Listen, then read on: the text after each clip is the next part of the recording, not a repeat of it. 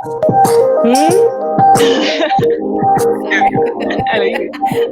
you. You Hey. What up, y'all? Happy Friday. good? Friday. Happy Friday. Everybody looks great. Hey. Thank you. You too, girl. Thank you. Come on, ponytail. Listen, Oh, I'm looking come my on. best. She got the freaking My best ponytail. That's what I life. call the freaking ponytail. Yes. We start this watch party. Yes, let's get it cracking up in here. Girl, it's Friday. I needed to see y'all. I'm telling you. Honey, it's been a week.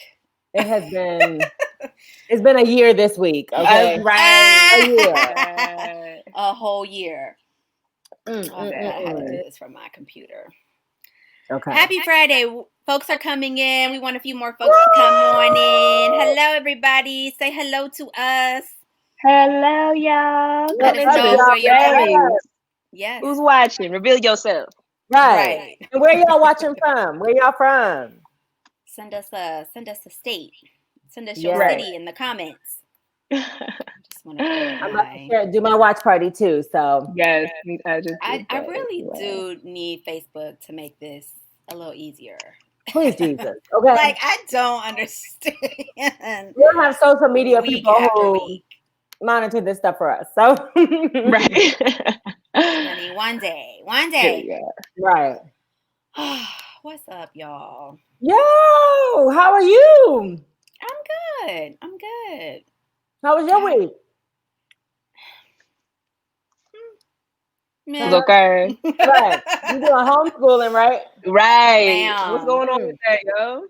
Y'all. Because they started last week, right? They started last week. This is week 2. It's a lot. Girl. Like, it really is a lot. It is so much, like, from 8 o'clock to around 2:30. My time is not my time.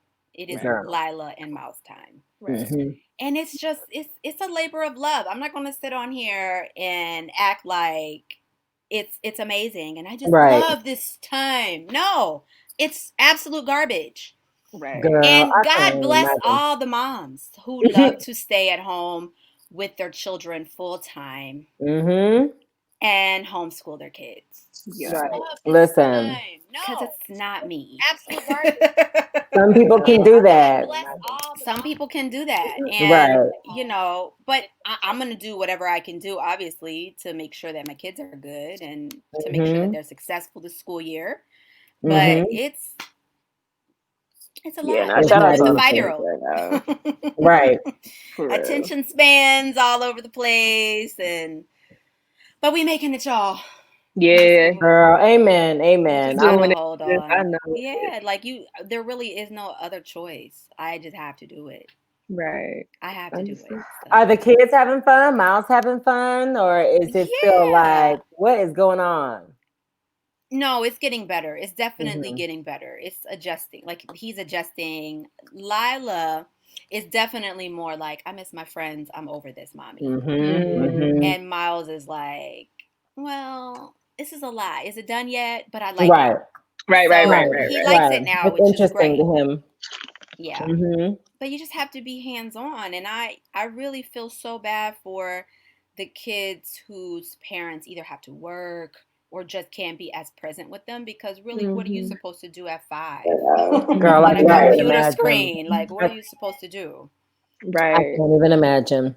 But I do need parents to stop cussing on Zoom class. Like, I'm gonna need that. Girl, why did I see a meme today? A couple days ago that somebody was like, "It's already 10 a.m. and I've already heard don't get your ass beat on Zoom."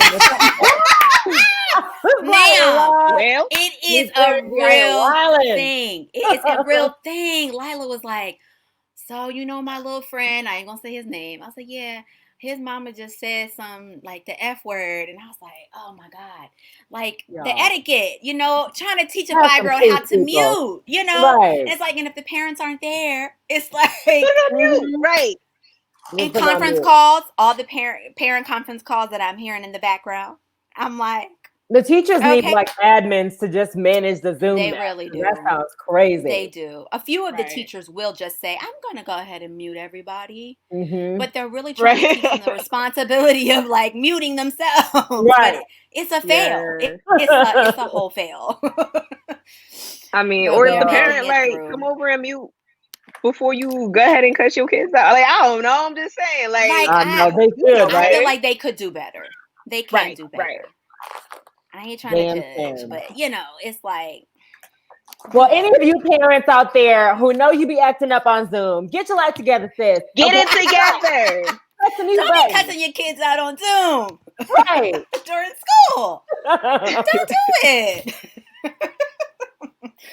Oh, man. Can I mention my little happiness, that video that I sent y'all? I am living. And listen, I have to eat all the crow of life. Okay. So I have to eat all the crow. And I'm going to eat it live on this show to carry the joy. Because listen, I know what you're going to say.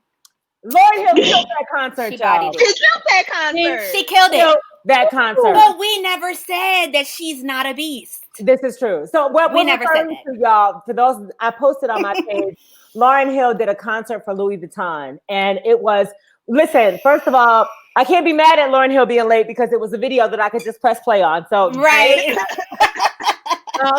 Second of all, Miss Thing was slayed. She had a short natural. She was singing all of her songs at like warp speed. I don't know why she performs her songs so fast, but Miss Thing was killing every doggone line. And she reminded me of why I fell in love with her in the first place. It's on my page, y'all. We'll post it to the SIP too. But listen, Lauryn Hill was vindicated in that video. Y'all. She was. She was like, let me remind you why she's great. And then, like, even the videography itself, like the video, like the whole presentation was really ridiculous. Amazing. Yeah. Amazing. So, Carrie, I will eat that crow, okay? Because I done talked a bit of shade. Let me spoon feed you. Hey, hold on. I done talked a bit of shade over the years. Because professionalism as a performer is key. You know, if I say to y'all the show going to start at 7, then I'm going to make the show start at 7. I'm not going to have y'all out there waiting for me till 10, 11 o'clock at night. That's all I'm saying. But that's anyway. Real. No, that's accountability. That's real. Yeah, but y'all watch the video. If you ever had any doubt of who the Lauryn Hill is, she showed you. You about to find out in 20 minutes. Okay. That was literally everything. That's going to be on repeat for a while. I might bounce that joint to MP3. And I have mad respect for her not doing the songs the way that they are on the record. Miss Thing was like, you're going to get this reinterpretation and you're going to love it. Exactly. And my background vocals are going to slay your life. And I'm effortless. The backgrounds was killing. The drummer, Spanky, was killing. Everybody was killing. Like, it was next level, Lauren. I was like, ma'am, you better sing, honey. Felt like I was in a whole stadium watching a little 20-minute video. She killed it. She really did. Can I just say you are giving me Sade vibes, ma'am? Oh, thank you. This sweetest taboo. I was like, come on, Red Lip. You are literally giving me Sade vibes, and I love it. Thank you, darling. You know, it's funny because I'm gonna show you. I did not beat my face the way I wanted to today, but this look was inspired by your Jersey friend, the MUA Aisha Campbell. Yeah, and I'm gonna share the picture. Shout out Aisha. Aisha is the bomb. I'm going to share the picture, y'all. Sometimes, which I don't know, is sometimes I look on Instagram and on Facebook, like for outfit inspirations. And you can do this. You can be like, you can see a friend who has a cute outfit on. And it's like, what do I have in my closet that I could recreate that look? Right. Aisha doesn't know it, but she has, I love her and I stalk her faithfully because her makeup looks I'm going to tell legendary. Tell her. But there's one picture that she has like a snapshot and she had a ponytail like this. She had a black top on and these earrings and like beat face. And I was like, that is my outfit inspiration for today. So shout out to you, Aisha. Yeah. You will be so surprised. I will share that picture because she is one of my MUA, inspirations, the way she does so. I miss her beating my face so bad. Yeah. Oh, I can't wait. But I'm going to tell her that. Shout out, Aisha. Mm-hmm. Carrie, what's going on with you this week, sis? Nothing, same old, shit. You do right, messing up institutions, honey, burning down Babylon. basis. You know what I'm saying? Like, it is what it is. It is what it is. So it's Friday though, and it's supposed to be a long weekend, and I'm very, very excited about that because I do plan on enjoying this weekend. That's for damn sure. So But what we sipping on? I got my little sippy cup. Okay. There's some grown folks stuff in here though. Girl, okay, what you sipping on? Yeah, what is that? So it's a concoction that I made from some of the herbs in my garden. Come on, herbs. So it is what is it? Lemongrass and mint, iced tea. I added like a leaf of basil, and then I added some ginger and some fresh lemon and some honey and a little bit of tequila. I need you to roll that on my way, sis. Because that sounds like my way. You got some infused, homegrown. Listen, carry joy with these infusions. Right, it's delicious. I can't. I've been drinking this like I don't know for months now. Yeah. Really? So I got y'all. I'll make y'all. Yes, please do. I'm right, coming over. You can pop it on over. You really can. I said, and I'm like, and you said tequila? Yes, ma'am. Yes, got some tequila in there. So feeling good. Nice. I am drinking La Croix. Oh, here we go. Don't hit on my La Croix. Thank you very much. What kind of La Croix? What flavor? It is the pamplemousse, darling. Okay. What? I don't even know what flavor it is, but it's called pamplemousse. Okay. And I am being pampered by this La Croix drink. So don't shade me, Nick. Listen, I can't shade anybody because I'm not drinking a thing. I had planned to go get some Prosecco out of the fridge, but with time constraints. Honey, listen. You look at them on the show with pants. I'm sipping with y'all today. Okay, it be like that sometimes. But yay. So yeah, we back for another Friday, y'all. Say hello to us. I don't see anybody on my chat, but everybody just let us know you're in the space. I'm trying to start a watch party on mine, and I'm having. I see some folks on my page. Yeah, I see some folks on mine too. Hey Jay, hey Gina, hey Melina. Hi Catherine. Thank you everybody for joining in. Hi Stephanie. Antonio, what's up, fam? Thank y'all for being here. Thank y'all so much. Word. Absolutely. So today is going to be really awesome. What are you going to say, Raj? No, go ahead. I was just going to say today's going to be really awesome. I'm so happy that our special guest is in the building. None other than the Dr. Chelsey Green, violinist extraordinaire. Yes, doctorate, okay? Yeah. So we will be bringing her on shortly. But y'all, we have to talk about what is going on in the world. Girl. There is a BAN this week. We haven't had a BAN of the week for a while, but there is one. Who that is? He just might be the BAN for the whole month of September. Honey, the entire. What happened? So what, honey? Pastor John Gray. Baby. What happened? Y'all already know I don't like him. Y'all already know I don't like him. And the reason I do not like him is because he has made a lot of coin off of telling women what they need to be doing to secure a man. What you're not going to do, sir. What you're not going to do. With your no neck. It's tell me how to secure a man. Well, and for those of you who don't know what Mr. Gray is in trouble for this time around, because he done already bought the apology Lamborghini last year. So right. So what happened? So he cheated on. Yeah. Go ahead, Nick. He has cheated on his wife again. Again? For like the second or third time that has come out publicly that he has cheated on his wife. But not only did he cheat. He committed the cardinal sin, honey. And this is the thing. You don't come for a wife about her kitchen.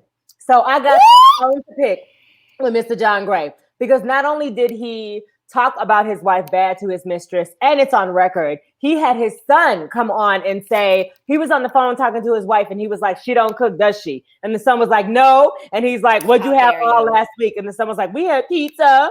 And to his mistress? To his mistress. To his mistress. So you're gonna go around, not only are you cheating on me, but you telling people I don't cook, you doing all of that. Sir, you're doing the most. You get smacked with a frying pan. You really do. Okay. And he needs to have a seat. Like, I need him to have a seat. I need him to bow out of the ministry. I need him to do all that, because people are like, oh, you know, it's a mistake. No, it's not a mistake. It's an intention. Okay, Mhm. you are intentionally doing what you're doing. And my mother-in-law actually said the perfect word for his behavior. He is a predator. Mhm. Yes, The way 100%. he writes these women, and he uses this platform of being this super Christian, you know, this big pastor. He uses this platform to actually try to pick up all the women he can pick up. And it really is super disgusting. And I'm going to tell you this, Miss Aventer, get your life, sis. Ma'am. Okay? Leave him. Please, ma'am. Don't do them. I will not feel sorry for you no more. Mm-mm. I will not feel sorry for you the next time he publicly humiliates you. Because you know. And you sound dumb when you stand up on these pulpits with him like, the other woman, the strange woman, and this was a demon. It's not no demon. Like, please stop. Please stop. Your husband is a predator. He likes to go down on multiple women, and that ain't you. Let me get my. I mean. That's what he said. And then listen, the receipts are there. He like big areolas, and he likes to eat. Okay, Nick. Lord Jesus. Y'all, we keep it real on the sip, okay? But this is my thing, though.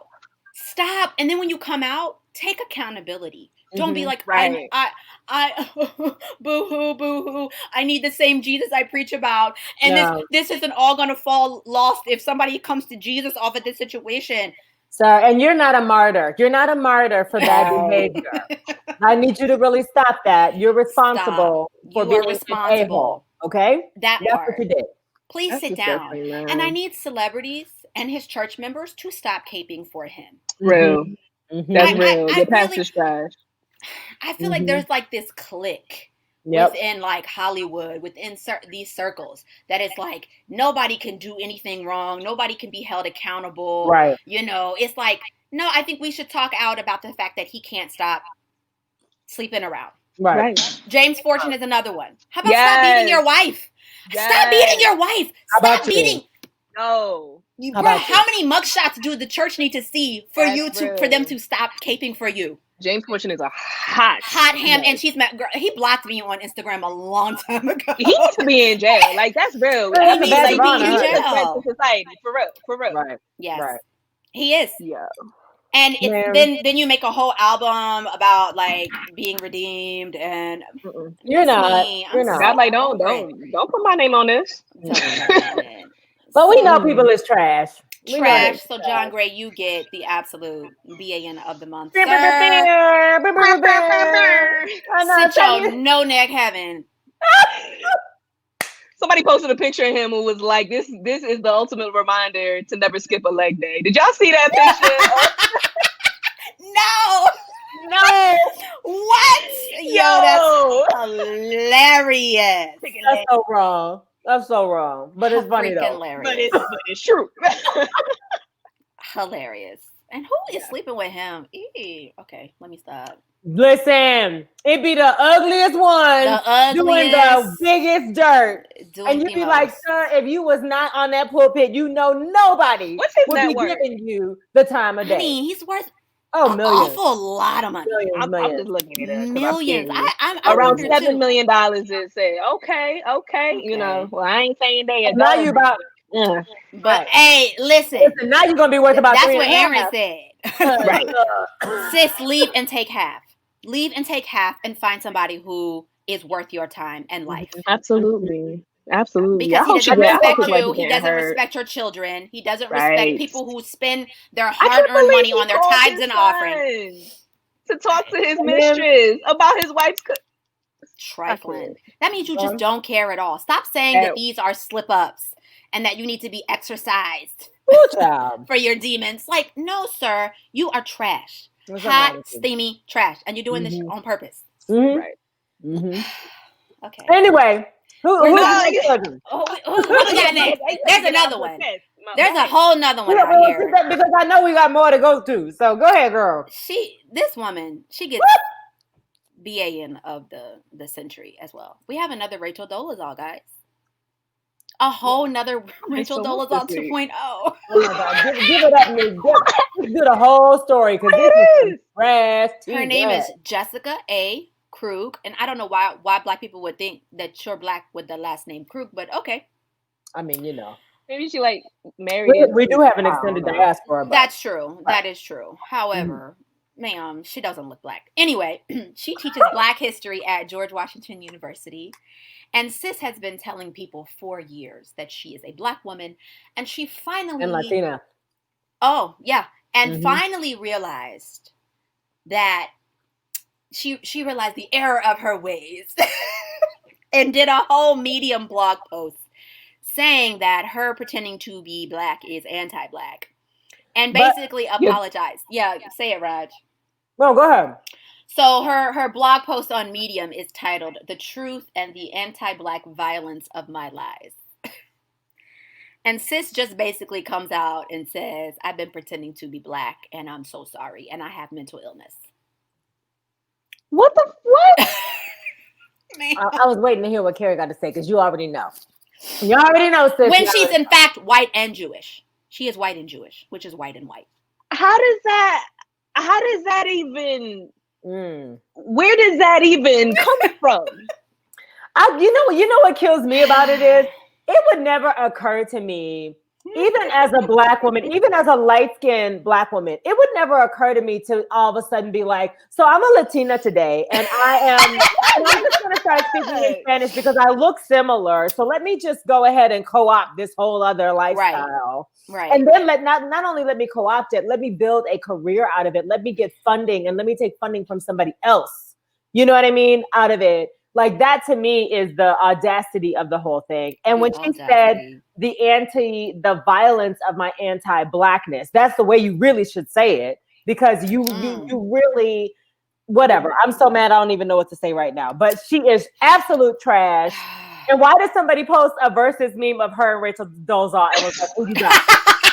I said, "Black people ain't right. Y'all ain't right." No, I'm dead. I'm dead. I'm literally dead. I said, "Who you got?" That's hilarious. Neither one of them. No, right. They fired her. What? Thank God. What I think is criminal. Oh, go ahead, Carrie. I'm sorry. No. I guess I wanted to know a little bit more information if you had it, because I'm just confused about how that even happens. Like, how do you pretend to be? What does that mean? Like when you sign paperwork, you say you Black. You got the article. Somebody pull up the article. Because I don't understand how that works. You know. From what I understand, or at least you know, because I'm gonna let Nick, if you find the article and you want to post it. I have it here. From what I understand, the thing that I think is so sad and unfortunate about this is you really do, and I say this with a grain of salt. I say this with the utmost respect, but you really have to pay attention to people who say that they are your ally, because 9 times out of 10, you might feel like you're an ally, but what you're really doing is appropriating a culture. Or what you're really doing is trying to align yourself with people who are suppressed, oppressed, victims of white supremacy, all of that, to make you feel more validated instead of doing the work in your own community. Do the work. Instead of educating your own family and everyone else about culture and diversity and things like that, you decide that you not only want to help the community, but co-opt the community and then say that your identity is wrapped up in that. Like there's so many layers of fucked up. I'm sorry. I have so many. So this is what she said. I have a little synopsis here of her article. This is how she starts it off. For the better part of my adult life, every move I've made, every relationship I've formed has been rooted in the napalm toxic soil of lies. Not just any lies. Y'all know that Viola Davis meme where she grabs her bag? Yes. And she gets up. Okay, bye. Yo, I'm dead.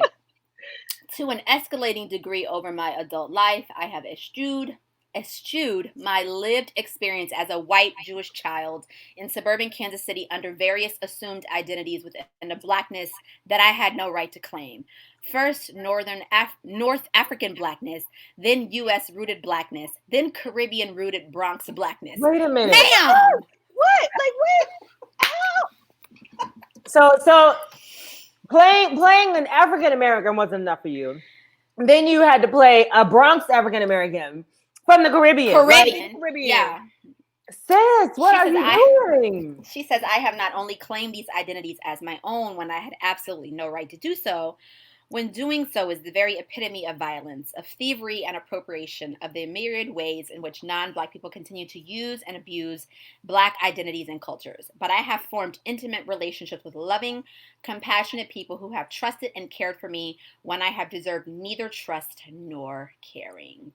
Culture vulture. You're a vulture. I think she said that at some point. She's like, I have thought about ending these lives many times over many years, but my cowardice was always more powerful than my ethics. I know right from wrong. But my paycheck was too good. The paycheck right. But exactly.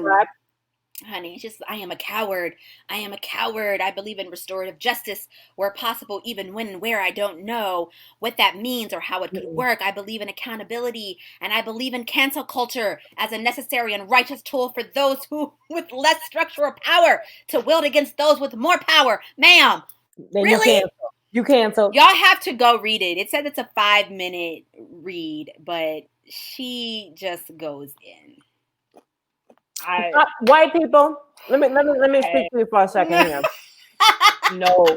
Out of all the things that you might want to do to support the people around you. Now, I know most of the people watching this show ain't them type of white people anyway, but just for your cousins and your aunties and your uncles and stuff, anybody who wants to act a fool, just don't. Like, it's okay to want to make the world a better place without deciding that you need to become a different person. That's what I don't understand. Why? Like, I don't get why that. Are we moving into the future like not real versions of ourselves? Like that's not the future that is going to create the environment where we can thrive and practice things like restorative justice, because restorative justice is rooted in an understanding of authenticity, you know what I'm saying? Of being real, of being vulnerable, first and foremost. And I mean, this is like, I'm just, all of the people that she's taught, all of the students that she's had, like, seriously, that's so much harm. So much harm.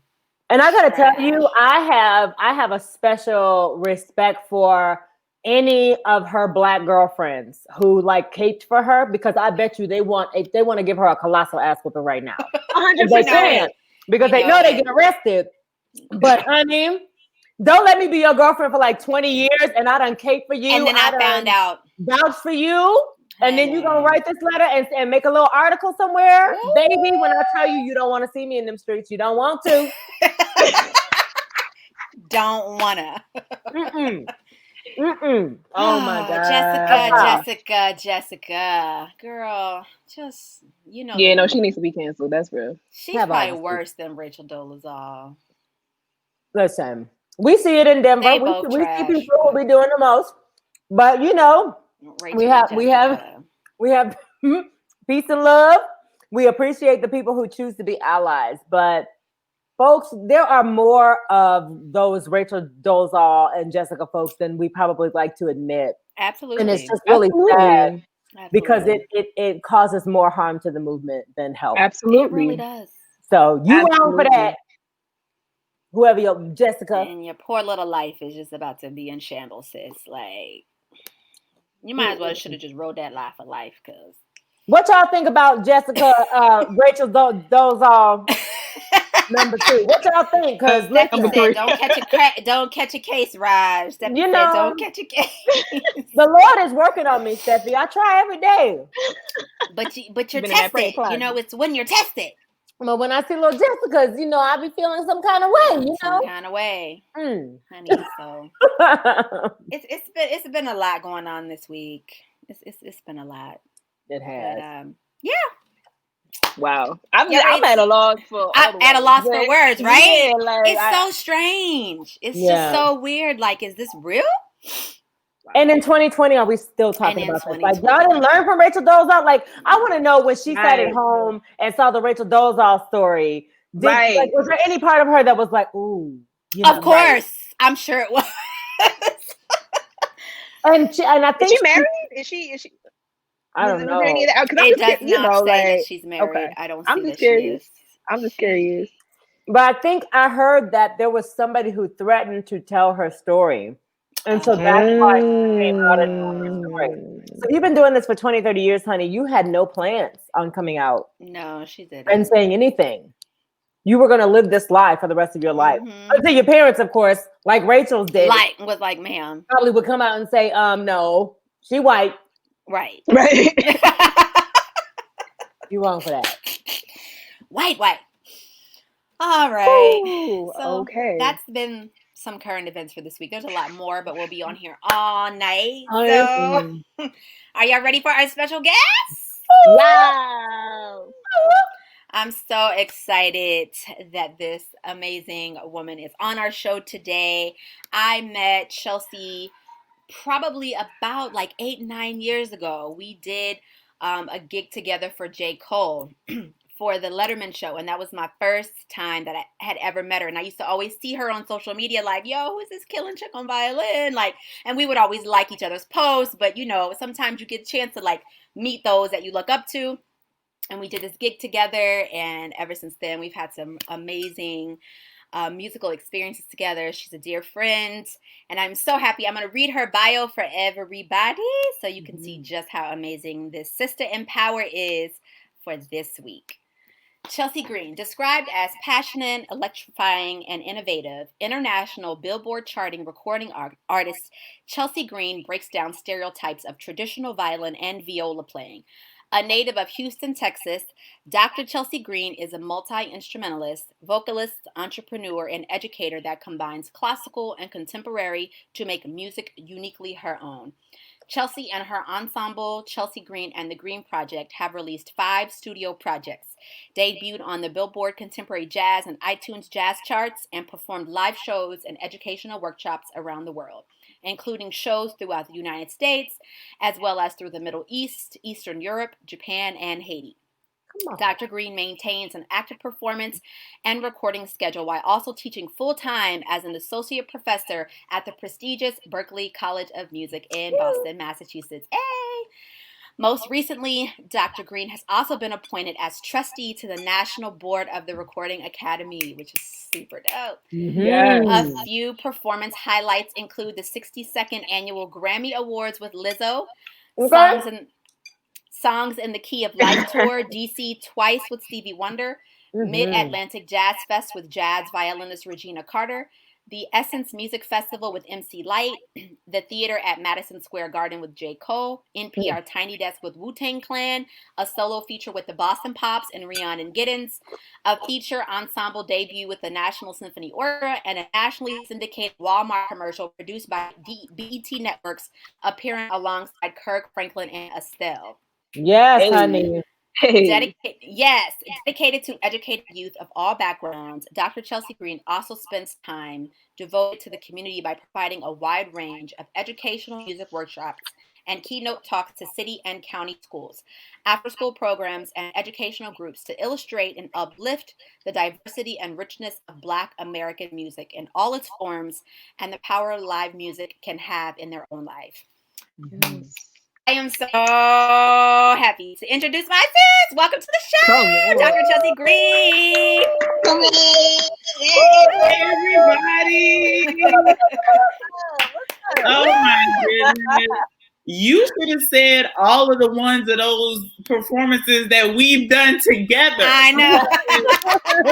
That's really what it is. Like, NPR together.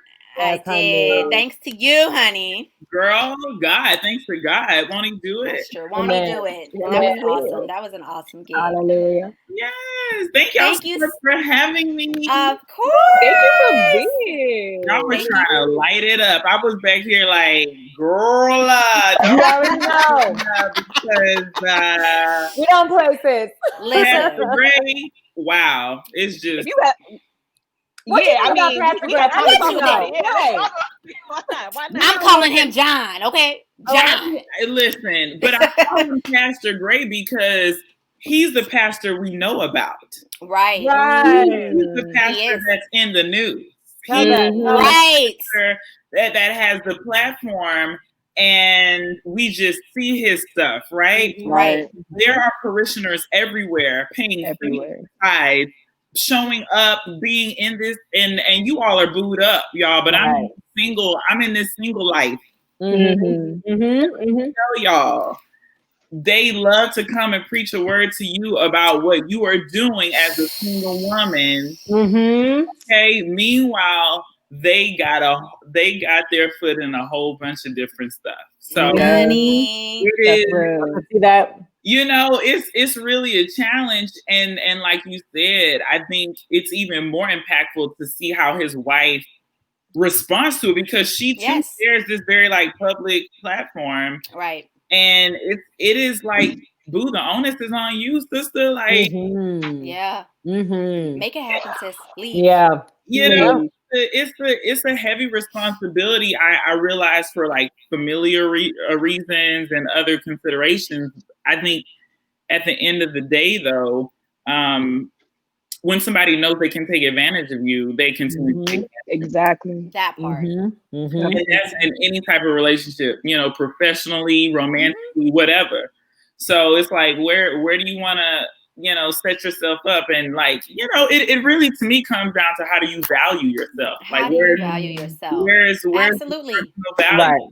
And that's, for me, if there's anything I've learned in this pandemic season, life, all this, it has been about knowing, owning, and really claiming your personal, how you feel about yourself, with no one else, with no one anything.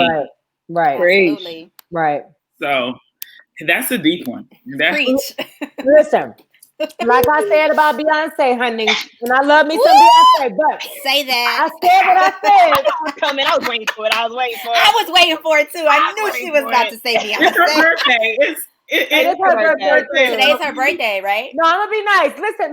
Let me just say too. First of all, I absolutely love Beyonce. Anything I say about Beyonce is because I think Beyonce is the queen supreme of her world, and I think that she don't need to be, you know, kowtowing or settling for nobody. So I still was mad that she didn't come out and say that Jay-Z was trash in public just once. So I need Aventa to say that John Gray is trash in public. Just once. Don't go back to him, sis. Like, don't go real. back. Don't go back. He's not going to stop. He's telling all these women, y'all divorced anyway. Right. Wow. That part. Yeah, y'all need over here lowering all the gauntlets. There's no more gauntlet. Baby, if you going around telling that people for me divorced, is sis. Let Aaron Brooks Robert tell people we divorced. What?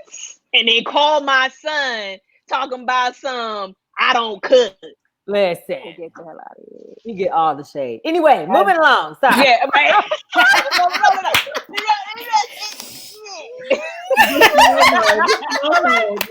Slow. And let me tell you something. For any man that wants to comment at any level on my chef skills, on my kitchen skills, on anything, right? I will gladly have a seat and allow you to prepare a meal all 3 meals, especially in the pandemic. Please go grocery shopping, clean the groceries, put them away. Yes. Prepare the meal, cut up your mise en place, okay?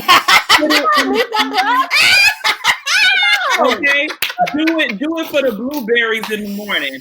Do it for the salad lettuce in the lunchtime. Do it for green onions and the celery and the garlic at night, honey. Then clean the chopping board. Clean it. Then you still want us to be your freak-a-leak in the bed. And you still. Dr. Green is preaching today. Hallelujah. He's preaching. Say about a slice of pizza. Let me tell you, enjoy the slice of pizza, bruh. Enjoy the slice of pizza. Like the last pizza you ever eat, so I guarantee you that. Right. Relax. I just get so confused. I'm like, because Wait, because I thought I was having to be a mom. Wait, because I thought you needed some this morning when you said you needed some. I thought I come on and run them receipts. Raise 3 kids and clothe 3 kids before I had to still pick out your outfit because you match. Right. Honey. Okay. This done hit everybody's nerve. I mean, because I'm like, I'm audacity. Listen, I've been y'all. The pandemic, I don't know about y'all, but this pandemic life is. It ain't no joke. It ain't no black ass joke. It is not a joke. It is. I'm like, can I get somebody to just help me clean a damn bathroom? I mean, damn, like, It's so true. It really goes out to like all the single parents. Right, absolutely. And like managing their job, managing their children's school, and it's just really, it's really impactful to me. And then at the end of the day, waking up every morning trying to praise God that we still breathing and healthy. Honey, yep, that's tough. I just think that people take people for granted, and it makes me so sad. Listen, whatever your situation is in your relationship, that's one thing. But get the divorce, sir. If that's what you got to do, move on. But don't drag someone. You know good and well that you're doing this stuff and you're putting your whole family at risk. Right. And for me, like, you not only are you breaking my heart, you messing with my brand. Now I got to cut you. Now I really got to cut you. You done lost your natural mind. That part. But I mean, you know, go ahead, sis. No. Go ahead. But I was just gonna say, I mean, I feel like a lot of times in some of these church spaces, like the idea, the conversation about divorce is so, you know, that it's. I remember when I got a divorce, right, and how evil it was, and how beneath, you know, holiness it was for me to honor myself first. You know what I'm saying? And recognize that this is not the relationship that I need to be in. And so I really feel like I'm hoping that people are listening and understanding that ain't no way, like that the value of self that Chelsey is talking about right now, right? Like that is holiness. That is what is taking. That is what should be exalted above all else. Like just because you divorced doesn't mean that you're an evil person. You know what I'm saying? Right. Exactly. Right. So I'm just saying, you know, just the understanding of, you know, what a divorcee is and that kind of scarlet letter that comes along with it. You know, people really need to start having those conversations and start to encourage people to love themselves first. So yeah, that part. Yeah, all of that. Is it, and that is it. Love, that love word is so real. That love word is so real, right? And we all know about the different types of love. But when you think about that type of unwavering, unconditional love, God is not nowhere in confusion, in you know, doing things behind the scenes and secretive. All that mess. Messy. It's just messy. That's not what it is. And I'm gonna pray for her. I'm gonna pray for strength. Because also, I'm sure this is additionally heavy to be in the public lens. Absolutely. Dealing with it. And you know how our people, especially our church people, can be very openly opinionated. Without suicide. Don't get me started. We gotta have a whole conversation. Honey, this conversation to go left and right, up and down, backwards, sideways, vertical, horizontal, everywhere. Right. Ultimately, though, just know yourself. Be yourself. a whole, honest, you know, kind, compassionate human being. If you do your things through that lens, then it's easier to not have to worry about being in the public eye around some drama because you ain't doing no drama. Just be a good person. Like this whole, I don't understand this quick fix mentality. This, you know, if I don't like my wife, I'm just gonna go out on her and step out and get somebody else. It's like you can't even be so bothered to work on a relationship like you should. You can't even be so bothered. That's what makes you even more trash. I'm sorry. But it's so many layers to it because I think just the depth of the fact that he's a pastor really adds on. Of course. It's really the icing to this cake, but just him being a Christian man. Let's take away the pastoral position. Right. And let's just put him in the Christian man lane. The healing. Right. Okay. Right. The healing, that part right there is something that I don't think we really spend enough time on as Black people, period. No. Like living in trauma. Like, and I try to tell my students, especially now, if you cannot attend this virtual class today because you're tired of waking up in the morning and having to see another Black man shot down on the news and another thing happening, I understand. Right. I get it. We are hurting right now. It's so much happening at the same time. Some people are home. They just got internet service to be in school. Right. The internet can't even match the speed of watching class in real time. Yeah. Dealing with that, right? They're dealing with, maybe they go to school to get away from family stuff that prevents their mind from the clarity it needs to focus. Right. So it's like there's so much that people are weighted down with right now. And if we can't be aware of our own healing and whole, and like what we need to be whole in this moment to even, can you imagine just not feeling okay enough to even just speak up for yourself? Like, absolutely. It's heavy, and I just feel, I pray that that she comes to a space where it's a timeout. Like just shut it down, because she's stronger than that. Her brand will be stronger. It will be. Especially if you come out and say the man is trash. Especially that. Right. Right. Agenda. Just say it. Right. Just say it. Baby, don't give me the PR statement. Don't give me the church version. Like, I need a Black woman to come out and be like, that Negro's trash. I done cussed him out 6 places Sunday. In the street. We might go to therapy. We might work this out. But right now, I'm pissed. Okay. Yeah, I don't know, but because like he really he's a wolf in shepherd's clothing. You know what I'm saying? Which is even worse, dangerous. You know what I'm saying? Yeah. Like, he's over here leading like you said, a whole flock. I just need people. I'm hoping y'all pay attention, especially as like the parishioners, as like the church members. Like, please know and have a relationship with like the leaders in your church. Understand them, and like I feel like we're human and sometimes we'll falter, but at the end of the day, like, if he has proven himself time and time again, I think it would behoove you to like go find another church.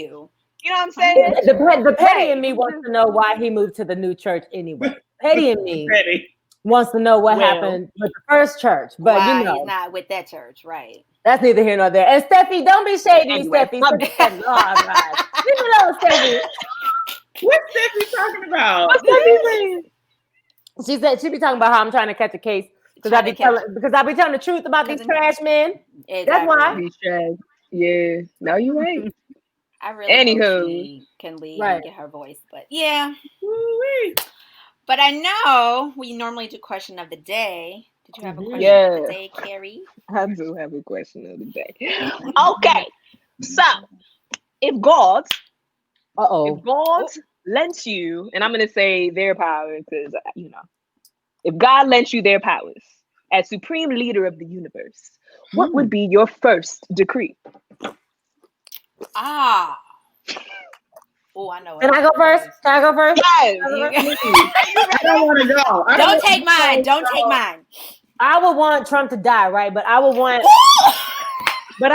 like it to be in big fashion, like a big old. And okay, so I don't want nothing to happen to the staff of the people who work in the White House. So let me say this in the right way. But I want him to be on like the White House lawn doing a press conference, right? And then I want a big old plane to just come out the sky and hit him right dead in the kisser. Then that way I know for real it's really good and he's really gone. So I just think about this. You already know. That would be like the big, and then everybody in the world, it would be like brand new day. You know, I don't know if y'all saw, there was a thing around about these black dancers dancing in New York, brand new day. Everybody, can't you? Brand new day. It would be just beautiful. That's what I would want in my lifetime, G. If I was God, honey, that's what I was God. If you hear what I'm saying, Lord, make it happen. Thank you. That's what I want. Well, and then I go back to I'm not even mad at this. It's I'm not even mad. He gotta go. He gotta go. But it gotta be public. It gotta be like it gotta be public. So you know, right? So you know. Marcy said, "Girl, I am with you." Look, the majority of the world right now is with you. Woo, child. Right now. Thank you, Marcy. That is so funny. Man. Who want to go next? I don't even know yet. Listen, I know. Go ahead. I don't thought about the world's problems anyway. Go ahead, Nick. No. I want there to be an island far, far away from life that is ridden with snakes and poisonous frogs and poisonous leaves and poisonous berries. Wait a minute. Where are we going with that? And you can't eat nothing. And all of the racist white people will be instantly shipped to said island. Wait a minute. With no boats. All the fish that they would catch in the sea are poisonous and would kill them. Oh, Lord! Yo. They can't swim because the water's acid. See, and I thought my trunk was bad. All of them. All of the super angry, racist people that actually cause harm to people of color, they need to all go live on this island. Mm-hmm. Right. All of them. By yourself. By all of them together and survive. Mm-hmm. Duke it out. Kill each other. I don't care what you do. Move to the land of Caucasia and leave me. Thank you very much. I really feel like it might be extreme with the snakes and stuff, but just the snakes. Right. And the poisonous water. With water. But I would really want every single person who has done harm to us and to other races outside of whiteness to suffer, to just be, and not even have to deal, for us to not even have to deal with that. Wow. I said what I said. Word. I get it. I get it. That's what I would like. I think for me, I would want to eliminate sickness. Mm-hmm. So sickness. We come with the nice stuff. I know, we so terrible. We are terrible. No, but like sickness, like in all forms, like mental things that like are mentally harmful to us, mental sickness, emotional pain, physical ailments, and just like the ramifications thereof, right? So everything that happens because of sickness, because sickness is a business. Yes, it is. It absolutely is. People staying sick, right? Absolutely. So that causes greed, which is a sickness. Mm-hmm. That causes, it's just so much domino effect of illness that it really needs to be like wrangled. And I just hurt for the generations that don't exist yet. Because especially the kind of debt that the country and the world is getting in right now to stay, is really causing some people to do some pretty crazy stuff, y'all. And it's like so I would say I would really want to get a handle on like tackling sickness in the world. I like that. Yeah. No, I love that. I love that too. I feel like God, when he made us, if you believe that we are made by some creature or some, divine universe, and the idea that you're made with free will, which I get, but I feel like even when I was a kid, I didn't understand right and wrong. Like if you're teaching me right and wrong, but I see so many people who do wrong not get punished and not get away with it. It makes you sad. It makes the world depressed. It's just a really unfortunate thing. And so that's the one part about God that I never quite understood. It's like, well, I gave you free will. Yeah, but what about the people who are abused and oppressed and free will to do what? How do we will ourselves out of this bullshit? Like, right. Yeah, what about that? You know what? I was on a hinge date. Y'all, let me tell you something. Y'all be glad. Be glad you gotta deal with this. Like, what is that? What is a hinge date? What's that? Hinge is that's one of them new apps. It's a dating app that has been it has been deleted off my phone at this point. But and one of the things about Hinge is that like people have jobs. Mm-hmm. I know that's the real basic thing that you would assume maybe people do, but not for real in real life. So, this guy was a professor and he was a philosopher.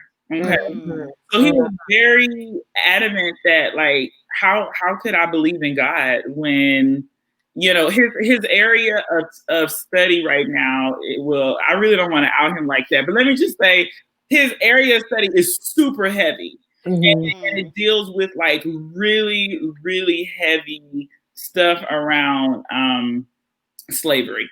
Okay. Mm-hmm. Okay. And he was like, there is so much the general public, even Black people, don't really understand the horror of what slavery was, even from like the day they got picked up in Africa. Like he's like, y'all don't like people, it's just not public knowledge, like just the horror that really existed. And he was like, how can you believe in a God that would allow something like that to happen?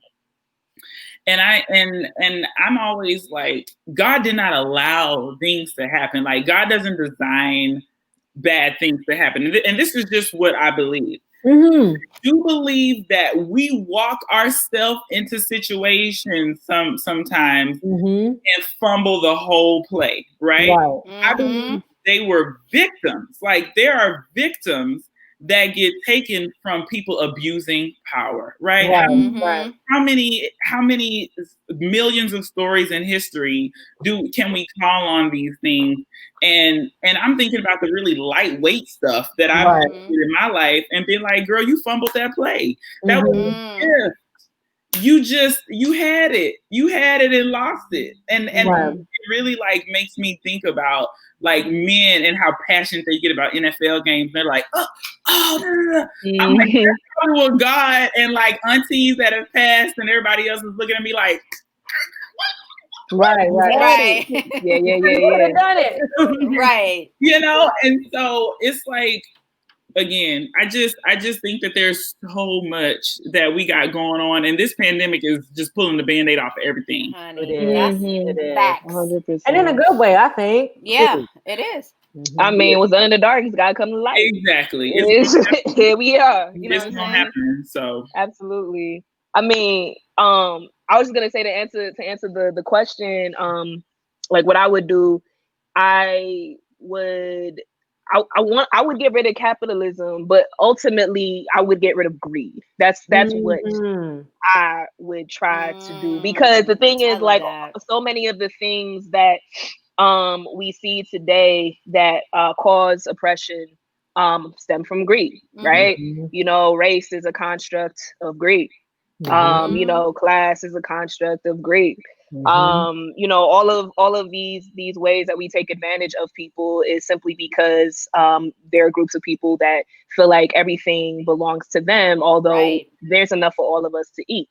And so, once we have that understanding and we can have that relationship with each other and with the earth, then we can sustain each other and sustain the earth. You know what I mean? But if greed exists, then we're all bound to some type of demise, just because that's what we collectively create. We collectively create a world that cannot sustain itself. Right. Wow. So that's what I would hope to do. because I just feel like it speaks to everything that that we're all kind of talking about in different ways. Right. So yeah. Mm-hmm. I love it. If we could just put all 4 of ours together. Then the world But you gotta start with Raj's, then we gonna go to Mo's, then we go to it just trickled down and we'd be living in because when you talking about poisonous berries, I thought about the Hunger Games. I'm like, oh right. Oh, I love that movie. We could just put all the racist white people to fight to the We didn't even talk about Republicans in the Senate either, but that's honey, that's a whole nother. No, but I loved that question, Carrie. That was a good one. I loved that one. That Party cues, man. There's an app for that. Party cues. Yeah. Party cues. I love it. Yeah, you should have just taken the credit and be like, I'm good, thank you. I'm over you. Yeah. It was me. Thanks. Unlike the Jessicas and Rachels in the world, I try to give credit to whom credit is due. You know what I'm saying? Jesus Christ. Fired. I love it. I love it. So let's get into some questions for our special guest. Mm-hmm. My first question for you, Chelsey, is tell the people who you are. Like, who is Chelsey Green? Well, I am a daughter first. Yeah. Have 2 very loving parents that I call the OG Green Team, the original. They and I really, and Mo, we've had conversations about this. Mm-hmm.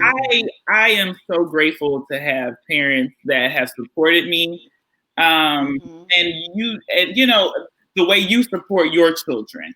Right. You know what I'm saying? Like the way that you are there emotionally, physically, like you are there and they know that. And that is something that really, as a young adult now, I value so much more than I did even growing up. So I always acknowledge them first. I'm a daughter. I am a lover of music. Yeah. Right? So I was blessed with a violin being put in my hand really, really young as a baby. Mm-hmm. But I just grew up loving music, not defining that around what the violin was known to do. And I'm grateful that I had the church and the jazz workshops and everything else that I did to like just tap into different identities without having to label like, oh, you're doing Suzuki method or you're doing this. Right. Right. Which was a challenge in and of itself, because not only am I a lover of music, but I'm a Black girl that plays the violin, right? Right. So for me, you can talk about it. Right. Yeah.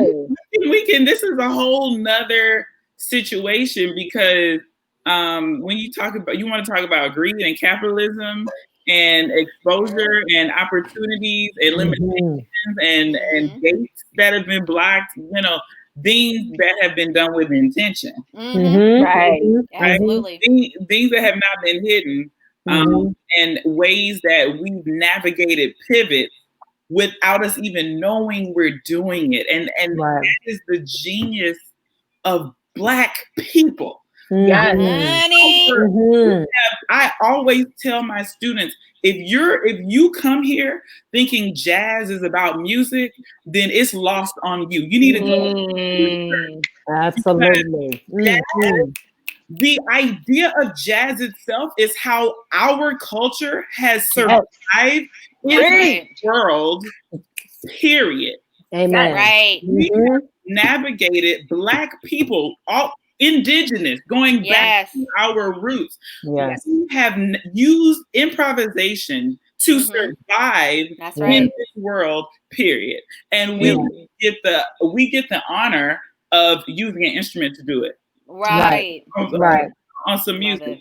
Some people have to improvise every morning when they go and being the only Black woman in their law firm. Right. Or the only it goes on and on and on. So Steph is another very great example of, like people that utilize, oh my God, it's just, our brilliance is beyond me. Like, honey, absolutely unnatural. The way that people do it so effortlessly, so eloquently. Then they got a lip pop. Then they got their hair done, booty popping.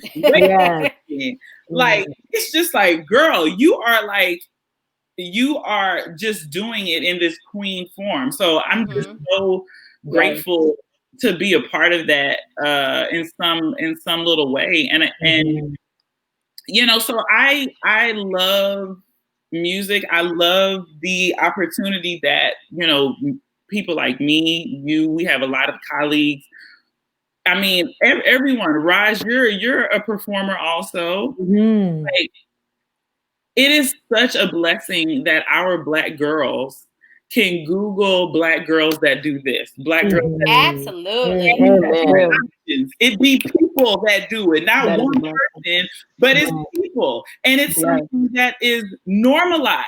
Right. Go on and be like, oh, well, this person is doing this person has music out, and it's not like when we were young, when it was like a couple of people that were like the go-to only. Right. Yes, only one or two, that play. And it was really cool. So like, and I told Regina Carter this when I played with her. I cried. I wept.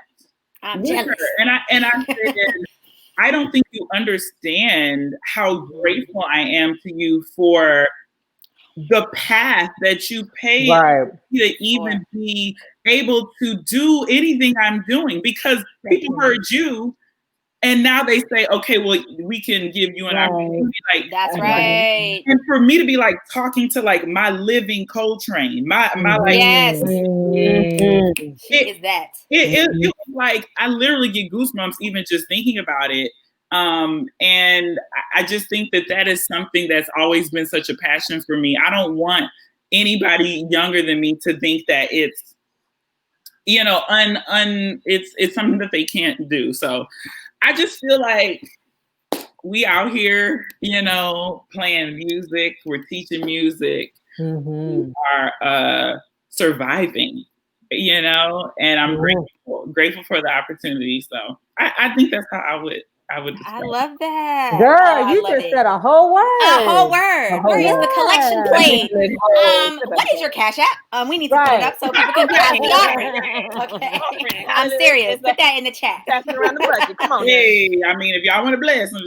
But honestly, Chelsey, if I had a teacher like you when I was in school growing up, that's also what I think is powerful too. Yes, the performance aspect, but I could imagine right now what a balm you must be to your students who to come online and to feel the way that they do, and then for you to say it's okay to feel how you feel. I think that is amazing, sis. And thank you for everything you just said. Well, thank you. That really means a lot, because it's hard out here.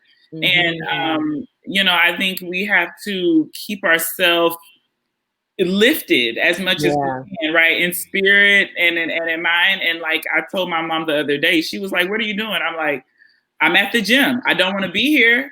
I'm tired. I don't feel like it." But my gym is they're taking people by appointment only, so they only let 2 people in the whole gym. Wow, that's great. I love that. Beautiful. I'm like, it's like a playground in there, just like, yay. I would love that. But so that's like my therapy sometimes, and I love to listen to different talks and podcasts and stuff like that. So I appreciate the opportunity to pour into my students too. So thank you for that. Y'all, this is a great platform. Y'all better work. Listen, because come on, like, tight twirling. I'm so glad it's loading correctly. Thank you, Jesus.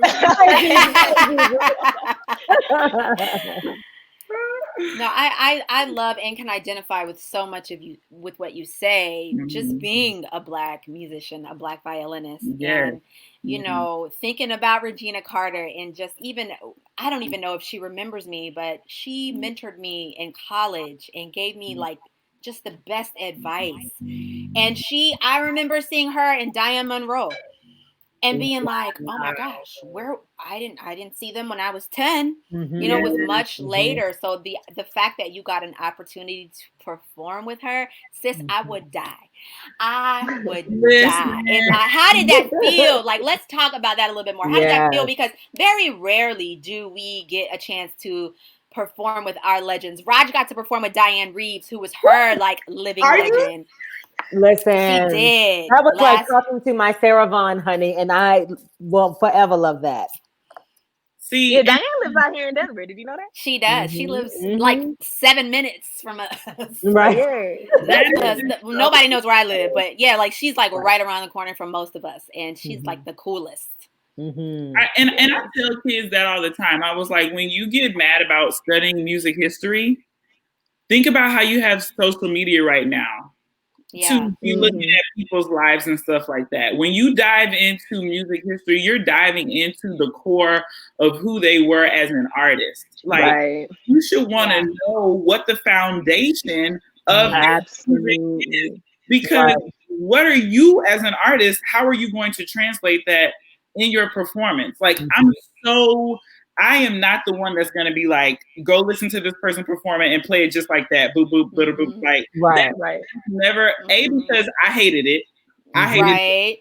And B, because it is not, I had a teacher tell me, Chelsey, we're about to end this lesson. You've been playing for me for 4 minutes. I'm about to pack up and go back to Philly because you clearly are not ready to have this lesson. And I'm sitting here like, I didn't listen to the song. I didn't. Honey, you didn't thought you was killing. And he said, because if you want to be a viola player, I can go teach everybody else in here to be a viola player. But if you want to be Chelsey the artist, then let's have a conversation. And I'm like, oh, I didn't even think about it like that until that moment.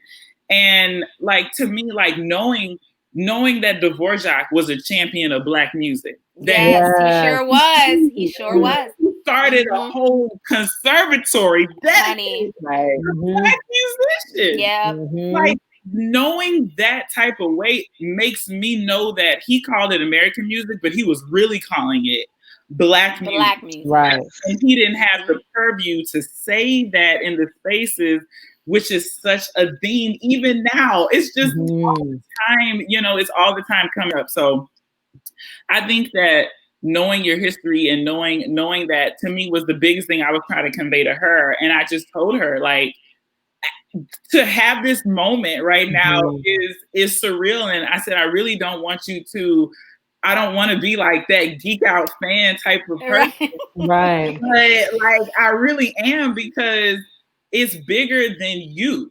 Right.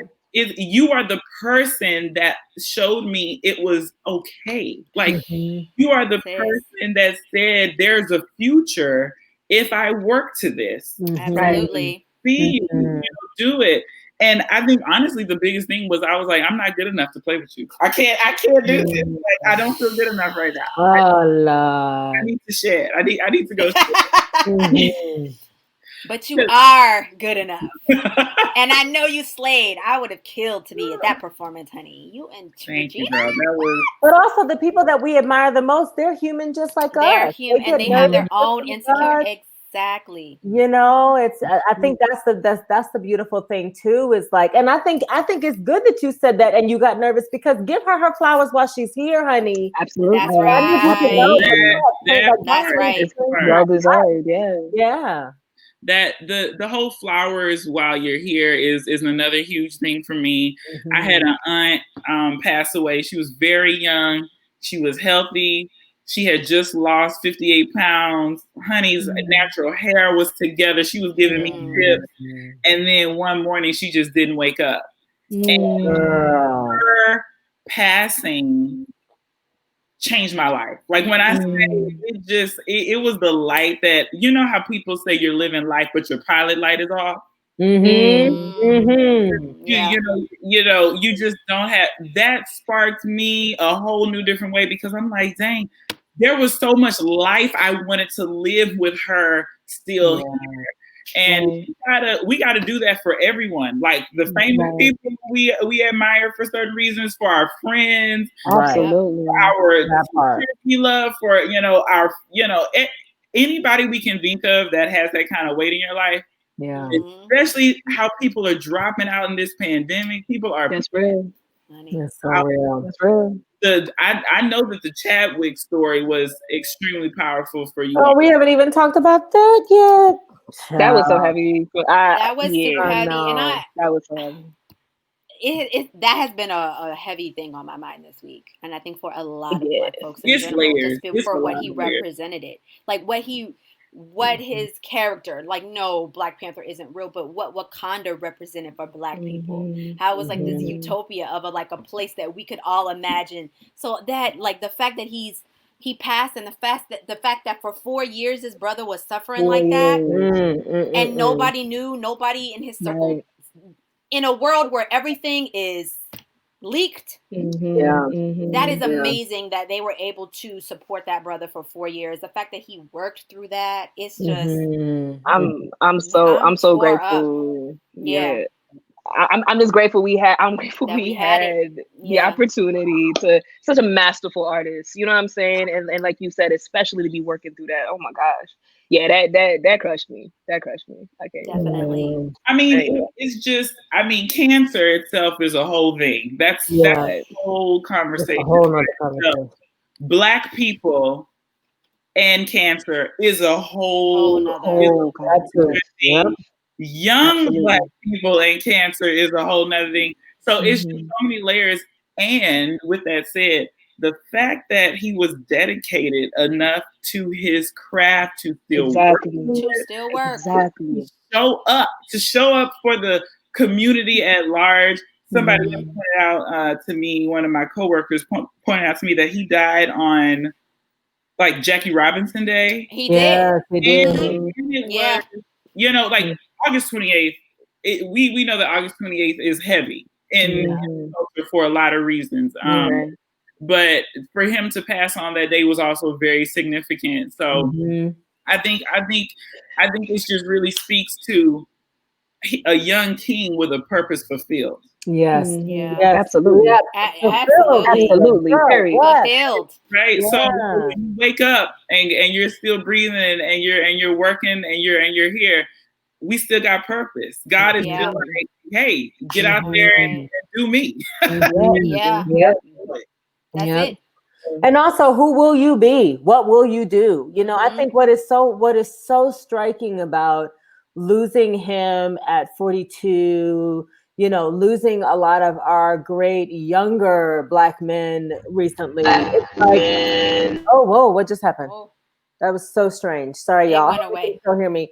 But to lose them, it always makes me think about, so what will we do? What will you do? How will you show up and be whatever it is that you need to be within your purpose to not only make yourself better, but make your community better?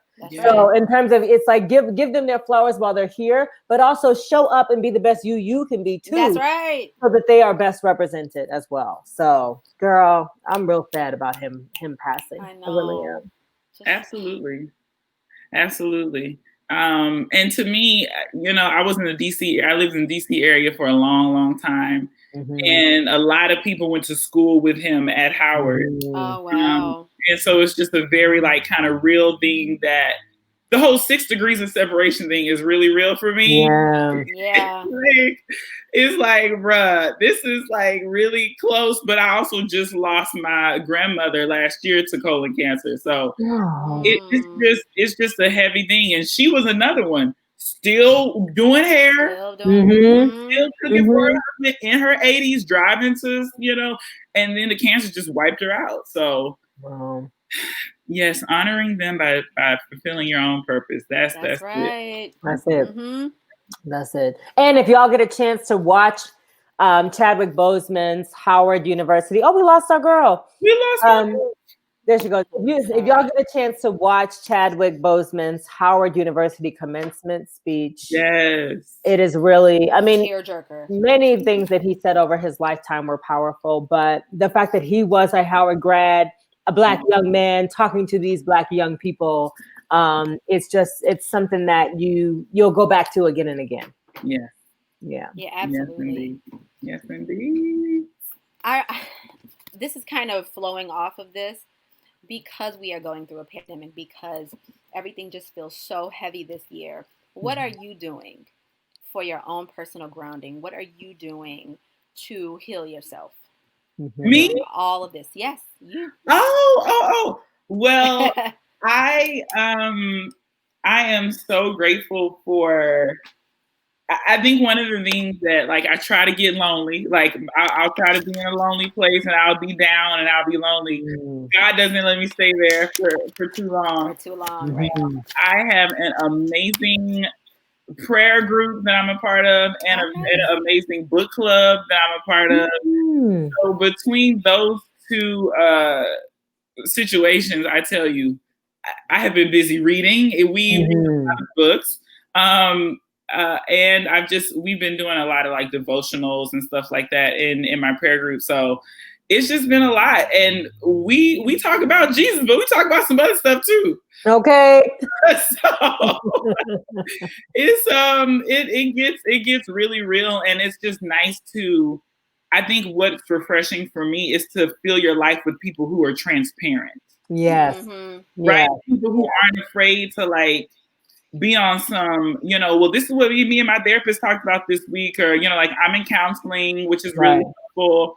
I feel like people need to, if they need therapy or if they need to seek that, do it. Like, talk to somebody. And I love that, we have a judgment-free zone. We're transparent. It's very open. And that's the people that I need in my life right now. We can't be out here skirting around tap dancing. I can't do it. I love that. What books have y'all read? What books y'all reading? So I let me go get it, because it's you have to see it. Okay. It's good when they gotta show it to you. When you gotta show it, right? Yes. Well, I'm just excited, y'all. Y'all, before you go, I just want to say, people, don't leave the episode, because I have a big announcement to make after this about something new, a new project that the dude is doing. So I just want to put that out there, and we'll talk about it soon. So go ahead. Okay, this is our current book.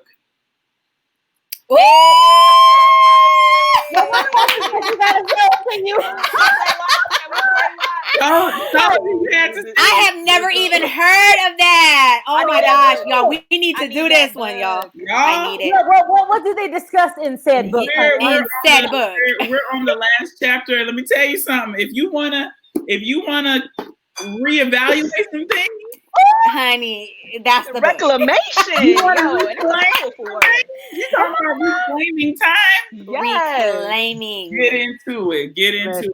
Oh, look, it gets down to the nitty gritty, and then it really brings it home. Regina Thomas Howard, she's a great author. She has a school in New York called the School of the Womanly Arts, where she guides women through their power, utilizing their sensuality as a woman. And about how much power comes with that, not in an overtly sexual way, just in a very, confident, powerful way. That's what it's about. It is. She comes for your life. She comes. For your life. I love it. Listen, we need a sex health version of the sip. We need like a sex health, part of the episode. We talk about these things, y'all. Yeah. But y'all I would love to join you again, Fred. Let's do it. Listen, let's do it, Carrie. Because listen, I got questions, honey. I already feel like we should start a book club. Oh, really, Carrie? You got somebody in mind? Absolutely. Carrie knows everybody right now. I know Carrie knows everybody. That's the why I asked. She literally knows every single person in Denver. But before we move too far with Chelsey, I had a question for you, Chelsey, on the topic of grounding and wellness, because I noticed that you have gotten so healthy over the years, and girl, you have inspired me. Like, I just see, whenever I'm seeing all these women who are getting in shape and everything, like, what was your inspiration, and how did you like make the choice to really change your health journey? Mm-hmm. So thank you for that. I will say that the first inspiration I'm just being very transparent.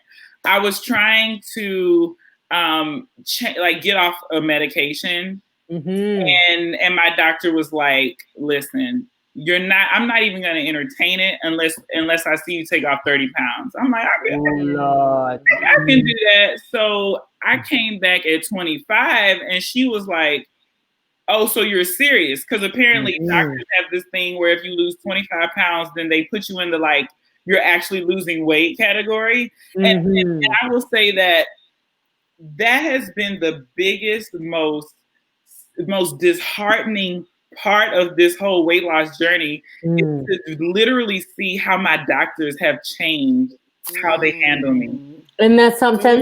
It has been such a slap in the face. Like, after I lost 50 pounds, they were coming in smiling. How was your day? What's going on? Tell me what you need from me.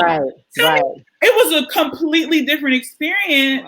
Yeah. And I'm like, and then they're like, because girl, a lot of people say that, like, they're talking to me like this. Like, well, girl, a lot of people say that they're going to do it and they don't. And da-da-da. But, you know, when our patients actually do it, then we know that we actually can help them. You know what? Okay, so Ryan and I had a conversation recently because we're still trying to find Black doctors here in Denver, right? And we both have been on this kick to get healthier. And the craziest part about it is you have to make your doctors work for you. And I can't stand that. I feel like when you're overweight and you're in a situation, I feel like doctors write you off. And so that to me, Chelsey, just makes me so mad because you're in no less need of care now than you were when you were at your most unhealthy. It's like, come on, man. And that really, you know, because I think about how I want to get pregnant. I want to have children one day, you know, and I need to get my body together for that. And just to think like how different my gynecologist regards me now is just mind blowing to me. Yeah. So the health of it was really at the fore for me because leave them, girl, leave them. I'm sorry. Well, and that's the thing. Like, I'm in Boston. Right. When you want to talk about Black people, period, it's not like kind of a normal thing. Like when I requested a Black therapist, all 5 of them that exist in my insurance plan were like, we are maxed out, boo. I love maxed you. Out. Here's this Asian person that you can talk to as a minority. Like, you know what I mean? So it's just really like challenging, but like you said, you got to keep working towards it. But and then, you know, I wanted to feel better. I was tired of waking up feeling sick, waking up, you know, like we have very hustle lifestyles, and I can't even. Monique be on the plane, train, honey, automobile. Go. This girl is like, oh, can you meet me in New Zealand tonight? Got you. Girl, I'll be on the plane that night with the babies tucked in bed, hair done, dinner served, breakfast and lunch and dinner packed in to-go boxes tomorrow. And I'll be on that plane playing tomorrow. So. What do I always call you? Superwoman. You be super. But listen, we all are. We all are. When I say Monique is hiding that cape right now, it's behind her. It's like embedded in her. Like it's in her show. It is. And so, like, it's all in the stuff. With all of that, like, I would be like cold all the time and like trembling and sick feeling and all this, and I was like, I'm tired. I can't do this anymore. Yeah. And so I just started doing it. And the guy at the gym was like, you know, here's some things that I can help you with. And he started me being really consistent. And then he just started helping me. And I love that. He just wanted to help because he saw that I was like really serious. So now he always keeps me. He's like, girl, I don't even know who that is. I don't even know who you are anymore. Okay. And I'm like, well, right now I'm struggling because this pandemic life. Right. But you know, but kudos to you because I feel like any woman who can lose weight and who can stay on her game and not listen, if you're struggling, that's okay too. But if you're on your game during this pandemic, you are even more of a superhero to me. Right. Because I feel like taking care of yourself is such a revolutionary act, and you have to be defiant in your self-care right now. That's right. I love revolutionary. It is revolutionary. And the other part of me was like, how do I expect somebody to commit to me if I cannot commit to myself? Amen. If I don't know how to recognize commitment and consistency to myself, for myself, I will never be in a healthy relationship. So that was a huge thing for me too, which is why, like, even now, I'm like, Lord, I'm gonna put my mask on, I'm gonna do what I need to do, and I'm gonna be on that treadmill. Right. I gotta keep it together. The struggle is real, but it's necessary, man. It's worth it. It's absolutely worth it. Yes. Yeah, I'm so proud of you. These questions. I got questions for y'all. I'm just trying to. Listen, you can ask us questions if you want. We try to make this, just like from our living room to yours. We want this to be a warm environment. And, I mean, and I know we have some people tuned in, and I just always like to hear from women on this. But my thing is, as women, and I would love to hear from all of your different perspectives, how do you prioritize yourself? Like, how do you make sure you maintain your emotional health at a priority when you're, dealing with everything that life gives, and, all of you live in different, situations and families that you're, a part of. So I love to hear from other women about that. Absolutely. I mean, I'll say something. I think for me, in order to prioritize something, you have to know there's a lack in that area. You have to actually know that this is something that I need. And I think a lot of women in general, specifically Black women, just go through life and they don't even think in their mind, like, I would like some me time. I would like this time. And so for me, it is at the forefront of my mind. Like, obviously taking care of my children, making sure, music, everything else, my career is trying to stay afloat. But mama can't get nothing done, and nobody's gonna be happy if mommy can't have that time. And so for me, my personal thing is a bath every day. Okay. That's because we live in a small house right now and we don't have a lot of room. For me, an hour in my room with candles, some meditation music, whatever, watch a show in the bath with some Epsom salt after my workout is like my me time. I can't say that my workouts are me time because Miles and Lila are jumping around with me when I'm working out every day. Okay. And and Miles works out with us every day, and I love it. I love that we're getting the kids into a healthier lifestyle as well. But for me, it's that bath time, and I notice that if I have 2 or 3 days where I don't take it, I just, something's off. And it is hard. It's hard to say, I'm going to put myself first in a situation and I'm going to do something for myself.